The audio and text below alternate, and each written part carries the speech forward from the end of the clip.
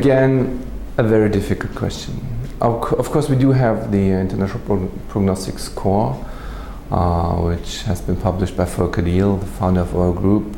So we know some prognostic factors at baseline, yes. These are clinical parameters. Nonetheless, these are only valid if you have a regimen which is as active as ABVD. If you have a more active regimen, as we have with BCOP escalated, this prognostic score has no value any longer, because most of the patients are cured anyway, so the risk factors don't have the weight they had before.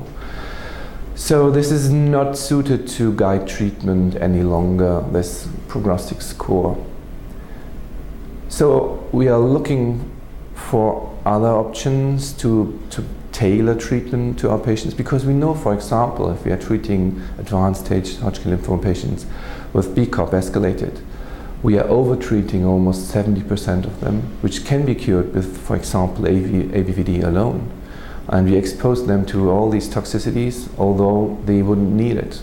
So how can we pick these patients? And what is currently being done, which might be more useful, is the early interim PET. So after 1 or 2 cycles, we are looking for PET response. Is there metabolic activity within the residual disease or not?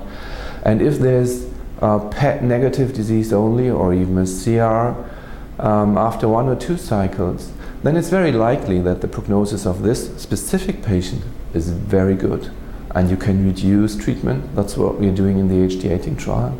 On the other hand, if you're starting, for example, with ABVD, then you would like to know which is the patient who needs more treatment than ABVD, so who belongs to the 30% of failures.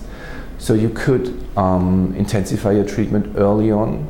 So this strategy is followed by American groups, Italian groups, British groups, intensifying treatment in PET positive patients after 2 cycles.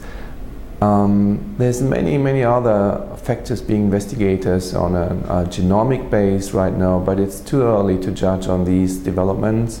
And so far we are relying on these more or less clinical factors, and PET response, early interim PET response, seems to be the most important factor to guide our treatment.